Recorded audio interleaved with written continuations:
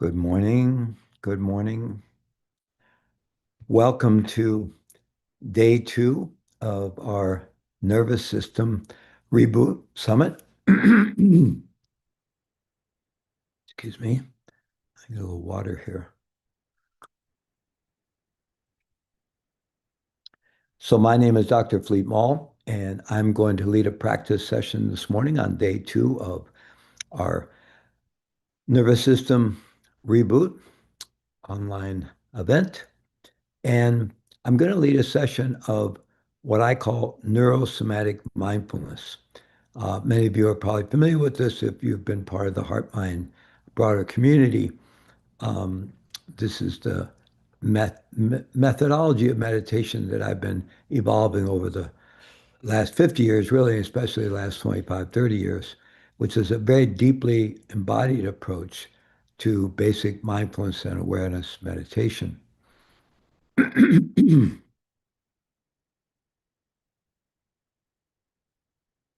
So I wanted to say a couple words about that, and then we're going to do the session.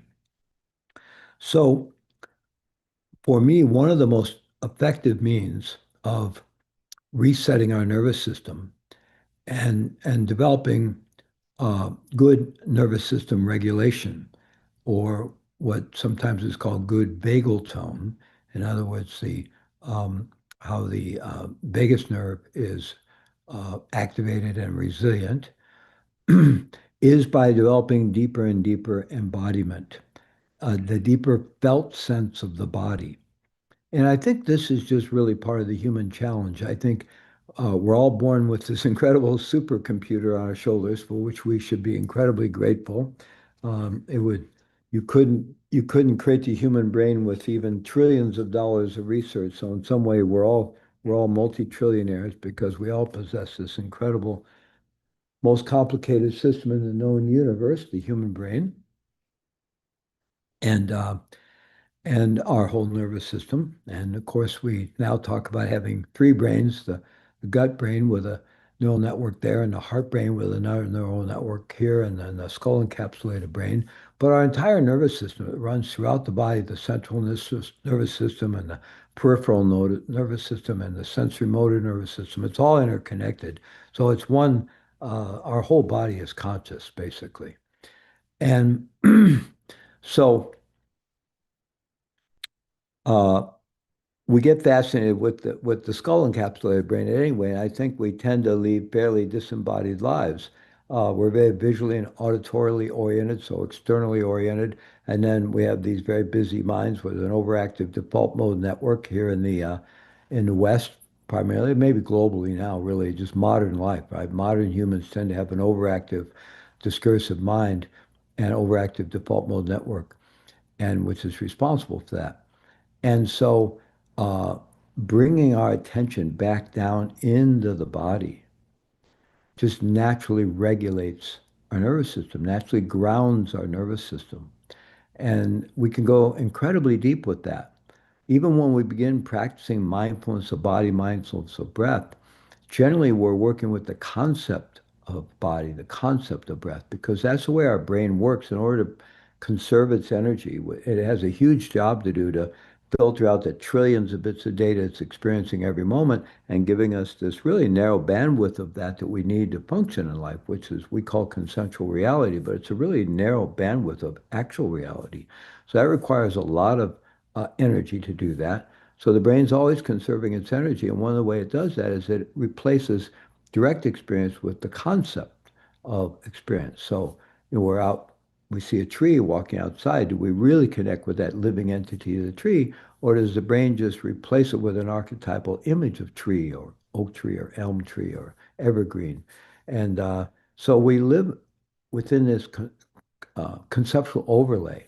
And it requires some effort to actually kind of break through into direct experience, direct sensate experience, both internally and externally. And when we do, we can develop a deeper and deeper felt sense of the body, felt presence of the body. And that's naturally grounding and regulating for our nervous system.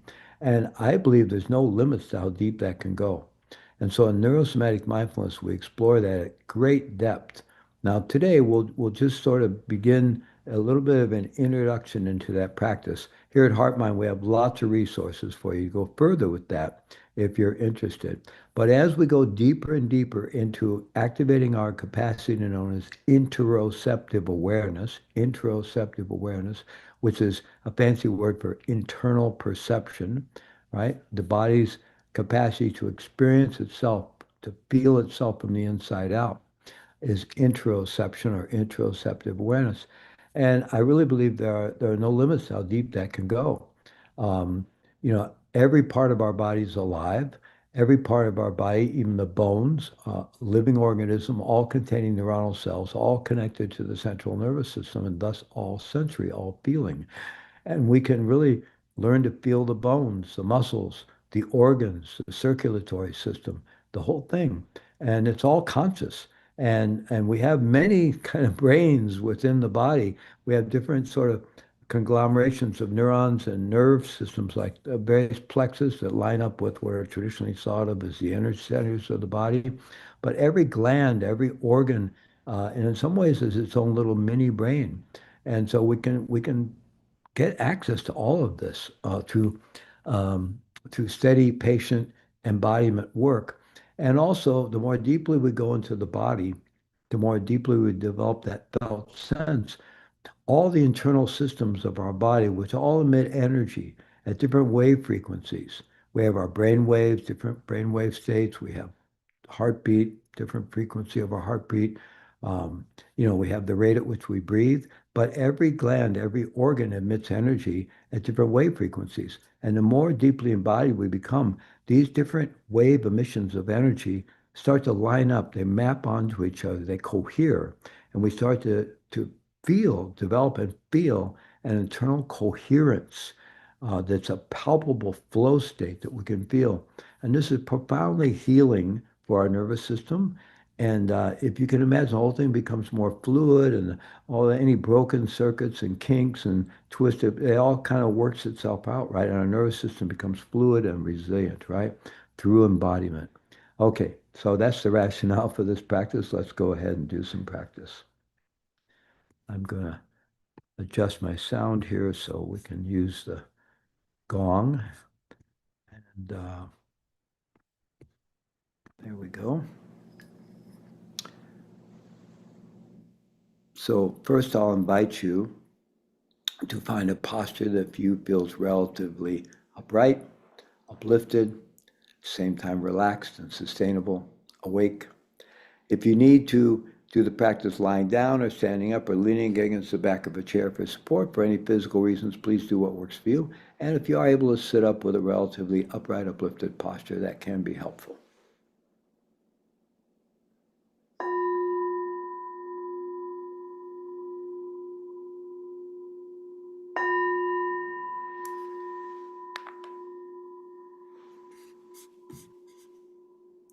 So then I invite you to close your eyes and let your attention shift inward for now.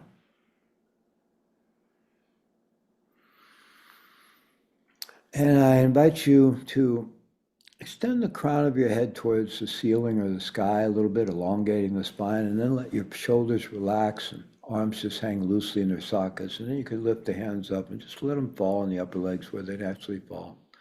Just so you have a nice, relaxed, open posture, and at the same time, sense of uplifted quality and wakeful quality. And then I invite you to begin bringing your attention to the body.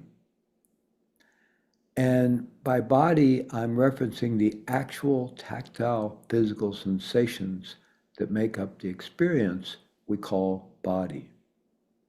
Body itself is just a word, a concept. There really is no such thing, but it's pointing to a lived experience, a moment-to-moment lived experience of sensation. So I invite us to focus on that and to focus on the actual micro sensations that make up our experience. The tingling sensations, the prickly sensations, pins and needles, whatever kind of sensations. And let's begin by noticing and feeling sensations on the surface of the skin, throughout the body, from head to toe. Our skin is one vast sensory organ, and sensations we experience on the surface of the skin travel through a particular set of neural pathways that are highly myelinated. It's a coating on the neurons and the dendrites and so forth that make the communication in the nerves and between neurons very efficient. So we're very sensitive to touch on the skin. And so let's tune into that network to begin with, the network of sensation, the field of sensation on the surface of the skin from head to toe, back, sides, and front, top and bottom.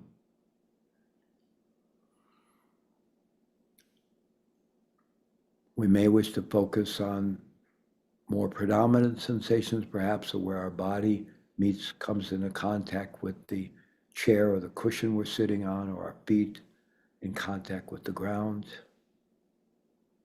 Or perhaps the sensations arising with the contact between our clothing and our skin, the weight of our clothing, the texture of our clothing. Or sensations arising with the air temperature or the passage of air across exposed skin surface areas like the face or neck or hands, ankles. The passage of air across the nostrils and parted lips with each in-breath and out-breath. Again, tuning into the actual little micro sensations that make up our moment-to-moment experience of aliveness in the body, the tingling, the prickly sensations, pins and needles, sensations of warmth or coolness, pressure, aliveness, numbness, whatever we can feel.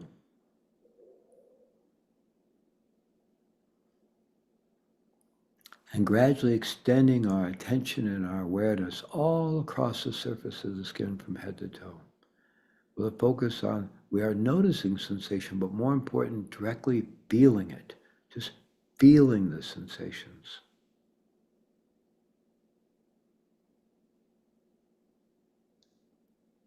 And as we extend our awareness all across the body, from head to toe, we begin to feel enveloped in a field of sensation. We feel enveloped in a field of sensate experience,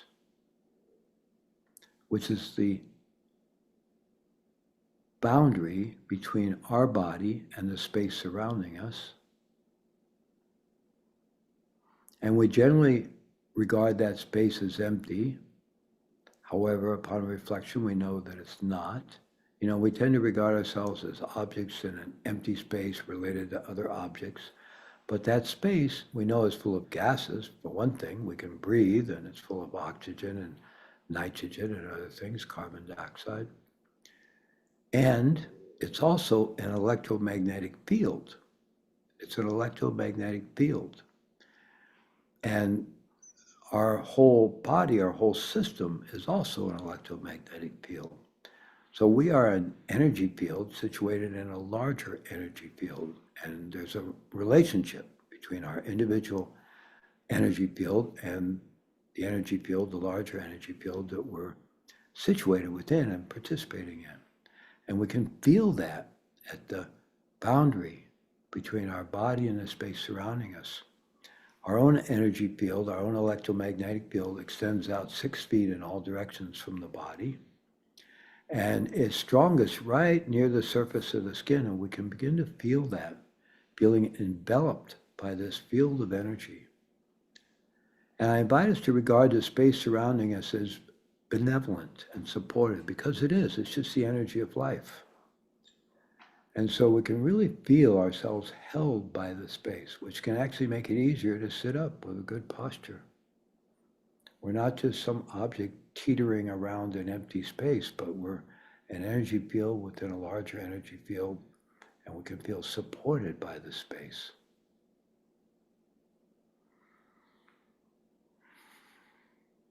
So with our attention and our awareness, we're weaving together sort of a womb-like structure of our awareness of external sensation, feeling external sensation, a protective womb-like structure in which we can feel embraced and supported. And within that, we can relax even further. And then within that, the invitation is to begin exploring the internal landscape of sensate experience, the actual sensations, the feeling of heaviness, weightiness, the force of gravity holding us down on the earth, the weight of our muscles and bones.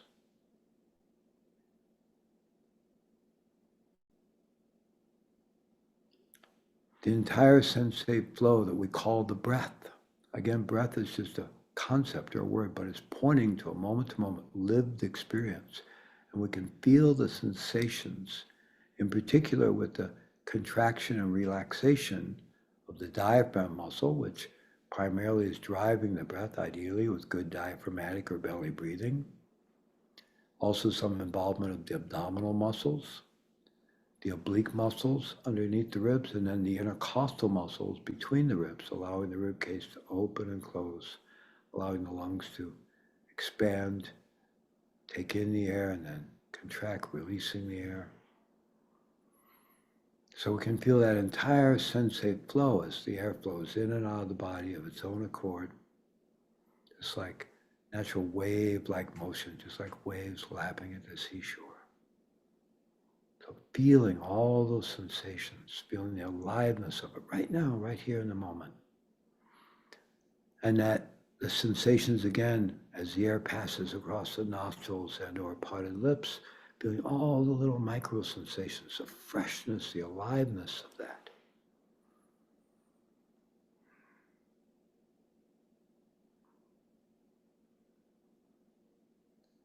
Finding the heartbeat. It may be very subtle, but seeing if we can find our heartbeat, our trustworthy heart, beating 24/7, pumping life-giving oxygen and blood, nutrition, and so forth throughout the body. So feeling our heartbeat.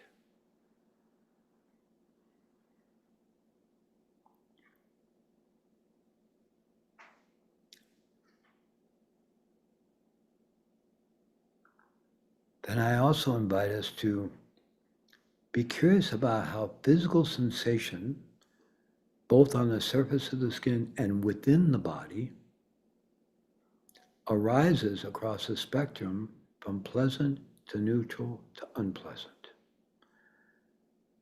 from comfort to discomfort, pleasure to pain, and everything in between.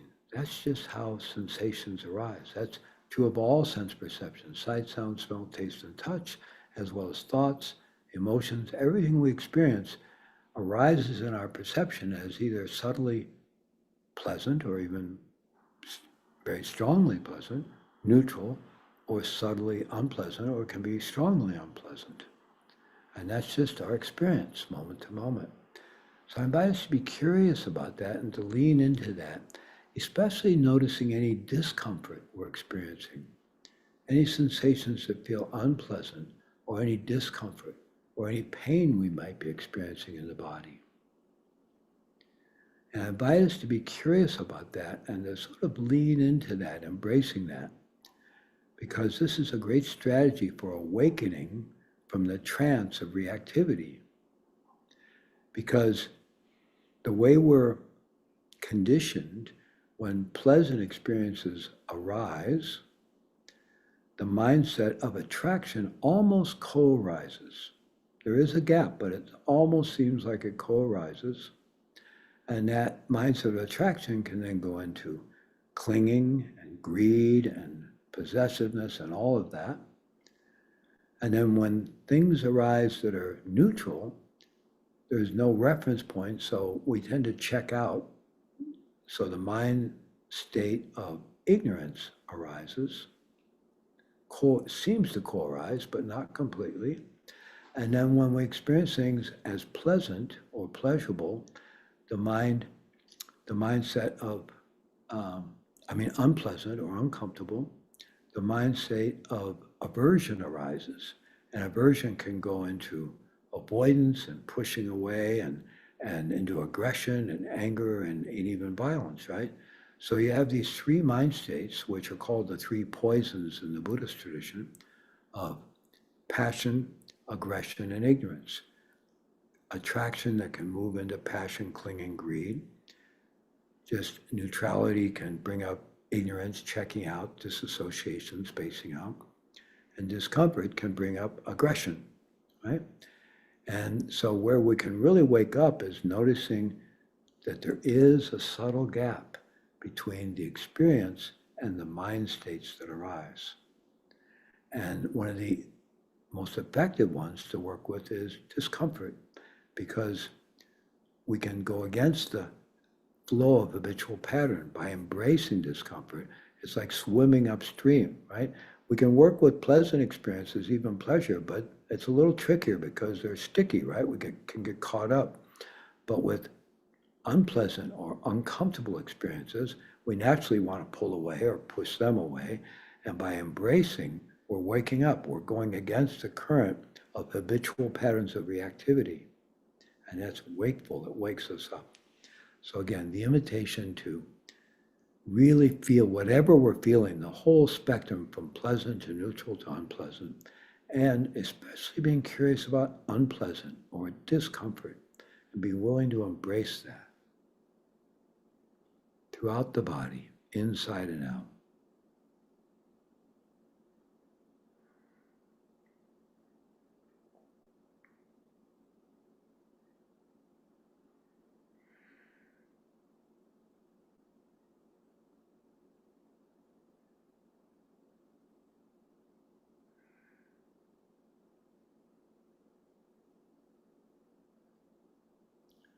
As we're working with deepening our interoceptive awareness, our access to the internal sensate landscape of the body, while at the same time feeling surrounded by the sensate field on the surface of the skin, embraced by that, supported by that. I invite us to also cultivate attitudinal qualities of curiosity, acceptance, self-compassion, allowing, non-judgment, simply a willingness to just be with our experience moment to moment, just as it is, not needing to change anything. And in particular, curiosity, a deep longing to really come to know ourselves, our own being, as deeply as we can.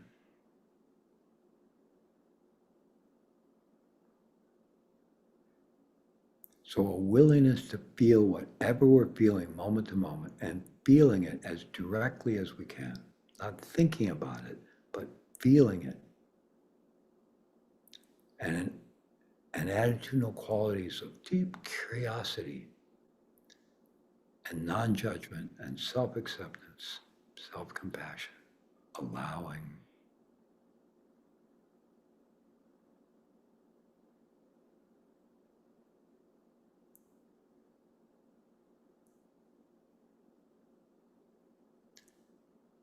In order to open up the possibilities of really deepening our interoceptive awareness, our access to the internal landscape of what we call the body, I'm going to invite us for a moment to focus on the skeletal structure. Most of us probably have an image of a skeleton from videos or movies or drawings, or even the skeleton in a chiropractor's office or something like that. So I invite us to sort of just flash a visualization of our own skeletal structure with our eyes closed, just sort of seeing that skeletal structure and feeling it from head to toe. We can use imagination to sort of prime the pump. We can use visualization to prime the pump so that we can actually feel that skeletal structure and feel it supporting the body from head to toe.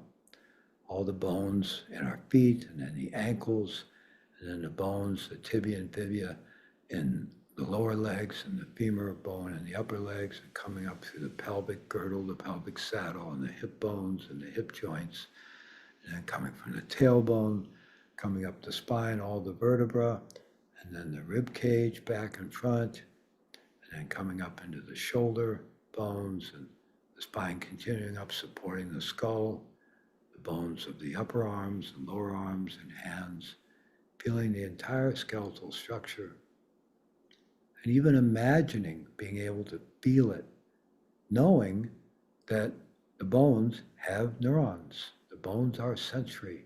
The outer white hard layer, the periosteum, as well as the marrow of the bones, all sensory, and we can feel it.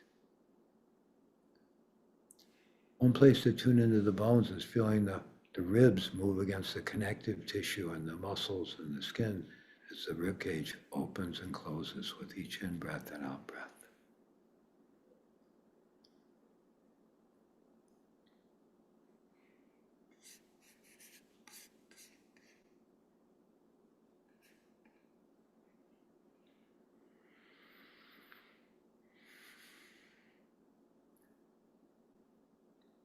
So feeling supported from head to toe by that skeletal structure as we sit upright or stand, whatever posture we're in, feeling supported by that skeletal structure, being curious about it, even imagining that we can feel it.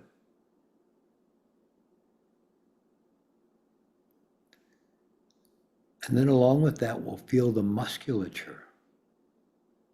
And we can feel energy in our muscles at rest. It's called tonus. There's a subtle tension of energy in the muscles at rest. And it's a potential energy that when we decide to move, becomes kinetic energy. And unless we're exhausted from something, we can spring into action because the muscles have this stored potential energy. And we can feel that. It's like a low hum, a very subtle hum of energy. And then feeling into all of our vital organs and perhaps, feeling any sensation related to digestive processes from our most recent meal. Again, feeling the rib cage opening and closing with each in-breath and out-breath, feeling the contraction or reaction of, the contraction and relaxation of all the muscles involved with the breath.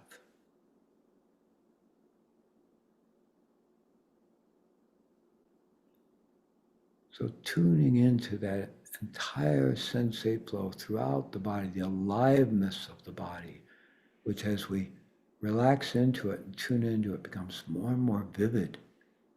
This incredible, vivid landscape of sensate experience throughout the body, inside and out, and especially within the body, this vast space of somatic awareness, limitless space.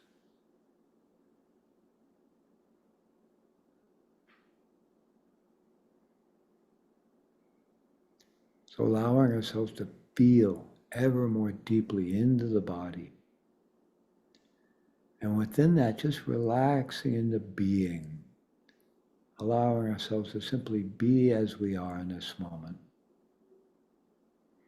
Nothing to do, nowhere to go, nothing to accomplish or achieve, nothing to compare or evaluate, just allowing, being and feeling and being. That's the essence of the practice. Simply being and feeling and being ever more deeply. Being and feeling and being.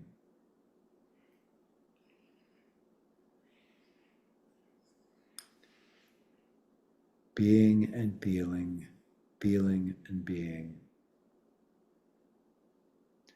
And I invite us to come back to this quality of being and feeling throughout the day, whenever we can remember to do so. And I'm going to offer a simple little micro practice you can do throughout the day. Anytime we notice we're distracted or getting stressed or a little wound up or we're just not that connected, we can just say to ourselves internally, stop, which is a pattern interrupt. Or if you prefer, pause.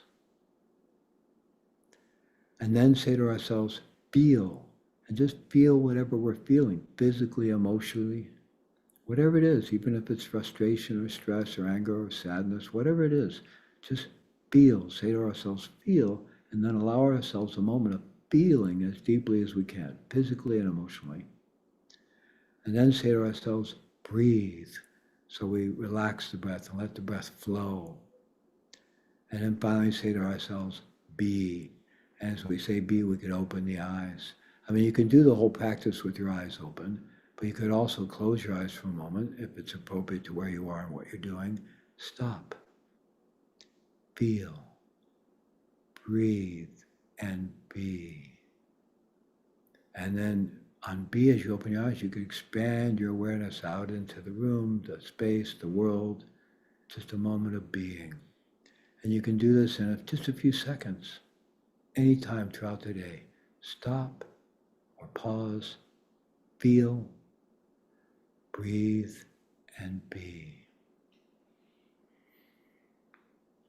Feeling and being and feeling, being and feeling, feeling and being.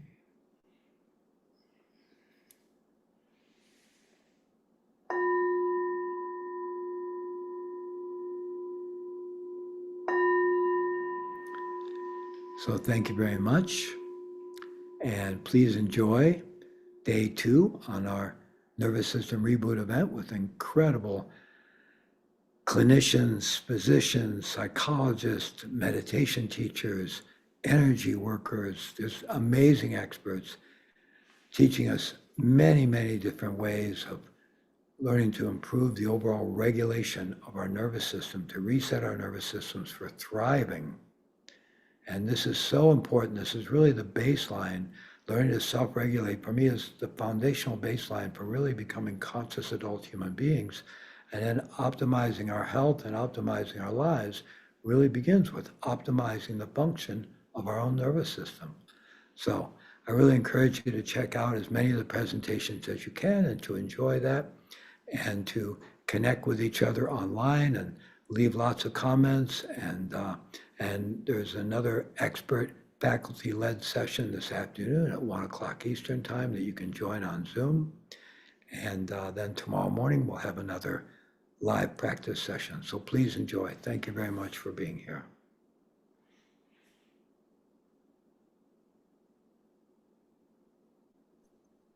Okay, I've ended the live stream. Great.